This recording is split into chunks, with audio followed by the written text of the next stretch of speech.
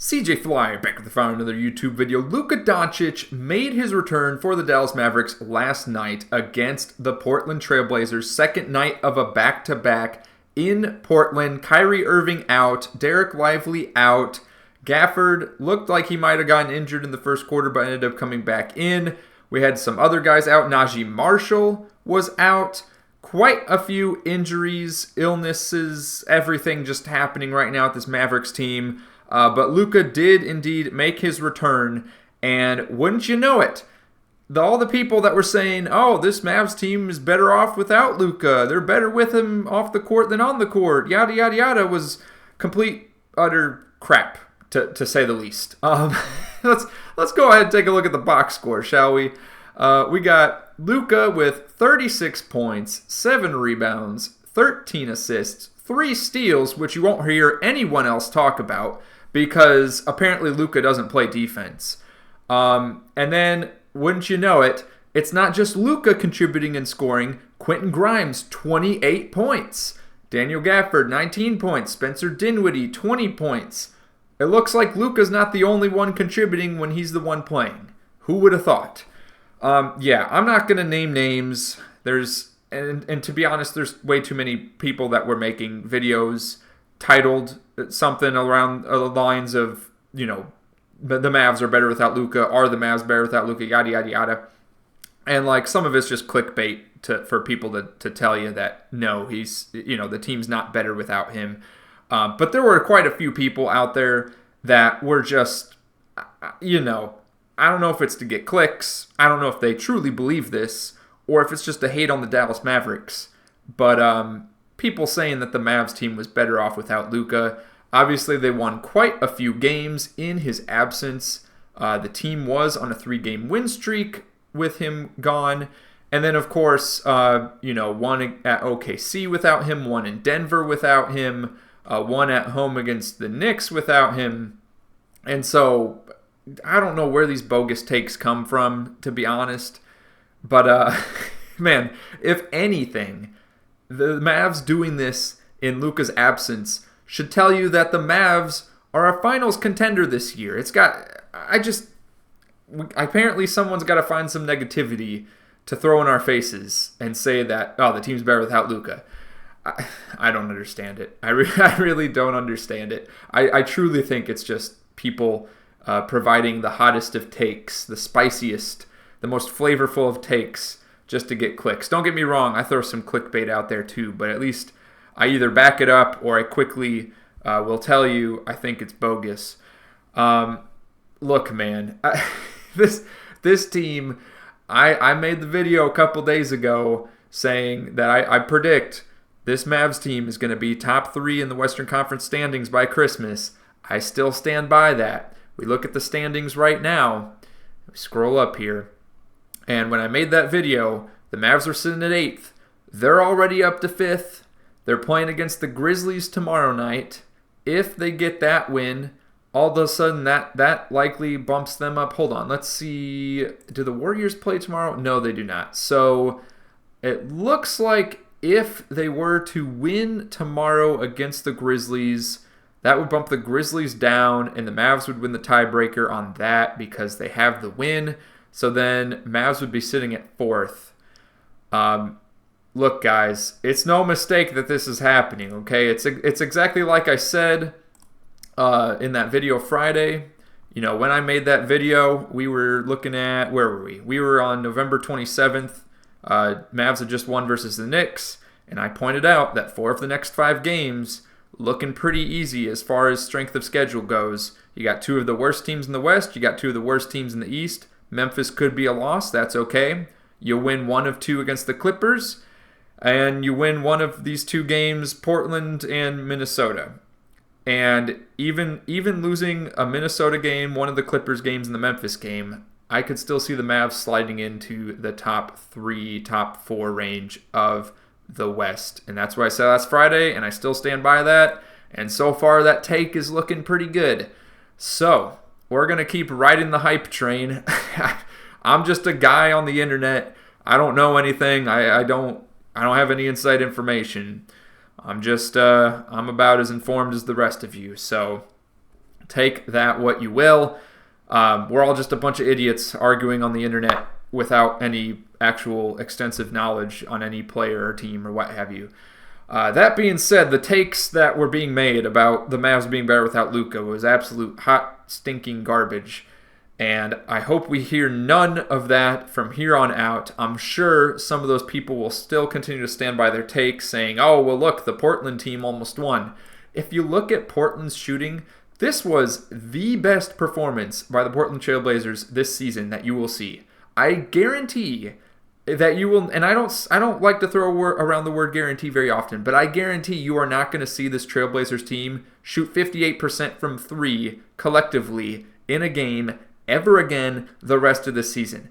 I feel like I followed the league pretty closely. I cannot name half the players on this roster right now. Like, I don't know.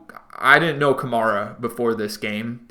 I don't know Delano Banton. I'm not familiar with Jabari Walker. Not familiar with Rayan Rupert.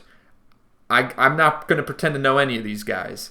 I know Simons. I know Shaden Sharp. I know Denny. I know Jeremy Grant, DeAndre Ayton. I know the obvious, the names that we all know. Keegan Murray's brother, Chris Murray. I don't know the other half of these guys. Never heard of them. And this guy's Kamara is coming out 5 of 7 from 3. He was making some crazy shots. Just absolute insane three-pointers during that game. Some of them contested. I just couldn't believe it. That guy was insane. Shout out to him. Too bad Portland got the loss. But, hey, happy for my Mavs. Meanwhile, on the Dallas side, once again, I just have to call this out. Like, Luka with his 13 assists. Please tell me again. Tell me to my face that this Mavs team is better without Luka. Please tell me. And the nice thing about this game, too, was, I still have my concerns about the long-term knee issues, injury issues, playing with those bloody knees on and off for the past few months now. But Luka looked the freshest he has looked in a while as far as his speed and agility goes. He did not hobble around nearly as much as he was before he took time off for his wrist injury. And I almost feel like the wrist injury was a blessing in disguise to give him time to rest his knees a bit. Now, will those issues start popping up again as he continues to play more games? Yeah, it's very possible. But on the bright side, I mean, there was a couple possessions, like fast breaks. He's running. He was actually running down the, I feel a lot of times in the, postseason last year, early in the regular season this year, he's just kind of hobbling up and down the court, and you can tell he's clearly not 100%. People making jokes about his weight and whatnot. I think it's more to do with the knees being all busted up than anything else.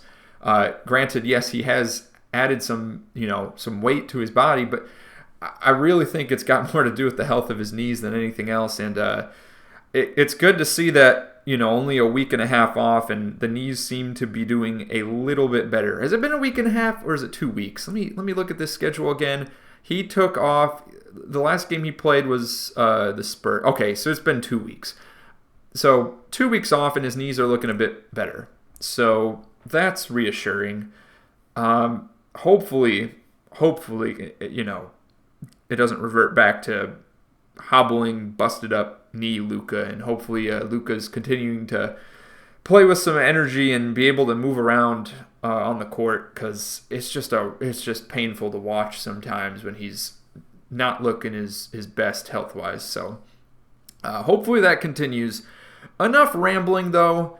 Let me know what you guys think in the comments down below. I was just so excited to make this video, just to kind of rub it in the faces of these goofballs making these terrible, in my opinion, terrible takes about this Mavs team. When, as a Mavs fan, watching just about every single game, it's like night and day what I'm seeing versus what these other people that don't follow the team closely and just look at the box score are seeing. So it just feels good. I'll just say that. It feels good. Also feels good to see the team winning, of course. And like I said, they could very well lose the game tomorrow against Memphis. If they do win, though, I think that will nearly guarantee them to make the NBA Cup single elimination tournament. Not that anyone cares a whole lot. I care just because I think it's kind of cool. But I don't care enough that I'm going to lose sleep over them missing it. But so far, they are leading in the wild card race in the West. And if they get the win, it's going to require the Suns or the Thunder to get a blowout win against their opponents by 20, 30 some points just to have a chance at getting the wild card. Because for those of you that don't know, the wild card's determined based on point differential. After it's it's record first, point differential second. So, Trailblazers, they would have to win by like 50 points to get, into the wild card slot for the single elimination tournament. Anyways, let me know what you think about this Mavs team in the comments down below. And before we end the video, of course, as we always do, our NBA regular season predictions. I've been, keeping track of, picking which teams I think are going to win or lose day in and day out. We've been comparing to the FanDuel Sportsbook betting odds. I'm not promoting or encouraging you to use FanDuel Sportsbook. I'm not partnered or affiliated with any sports betting or sports gambling site. If you're going to do any of that, do it responsibly. I'm just sharing my opinion for fun, and I figure it is easiest to compare to the sportsbook betting favorites for that day. And this is not financial or betting advice. We've been keeping track on this spreadsheet here, and it's been a long time coming. We've been down 11 games at one point to the betting favorites, but after last night, as you can see, 4 of the games where we picked against the betting favorite, we ended up getting it right over FanDuel. Picked the Cavs over the Celtics, picked the Rockets over the Thunder, picked the Spurs over the Kings, and picked the Clippers over the Nuggets. The betting favorite had the loser, we had the winner. And looking at the current record, I'm currently 3 games up to FanDuel, so I'm feeling good. Obviously, that could flip at a moment's notice, but so far, looking pretty solid. Today's games, we got Pelicans at Hawks. I'm going to be taking the Hawks because the Pelicans are just in a world of hurt right now with all their injuries. I just don't see it happening. We're picking the Hawks. Celtics and Heat, we're going to take the Celtics. After having why is this not working? Oh my Control-C, Control-V is losing its mind. All right, there we go. Nets and Bulls. Nets dealing with some injuries. We're going to go with the Bulls at home. Lakers and Timberwolves. Man, this one's actually kind of tough. I'm leaning towards Lakers. I know they've been having some issues recently, but so have the Timberwolves. And assuming Anthony Davis is playing, I like the Lakers as the favorite over the Timberwolves. But let's go ahead and see what the sportsbook betting favorites are. If we go ahead and uncover those. Atlanta favored at home, Boston favored at home, Bulls favored at home, Minnesota favored by 7.5. Do we have any injuries that we need to make note of? Oh my goodness, the Lakers have half the roster day to day. We are still... Oh, okay. AD's probable. D'Lo's probable. Austin Reeves is questionable. And then if we look at the Timberwolves, okay. We're still going to go Lakers, but we might lose this one pretty bad. But hey, that's how it goes. Can't predict things 100%, not even the betting favorites, clearly, based on yesterday's outcomes. Let me know what you think in the comments down below. Click one of the videos on your screen now for some more NBA discussion.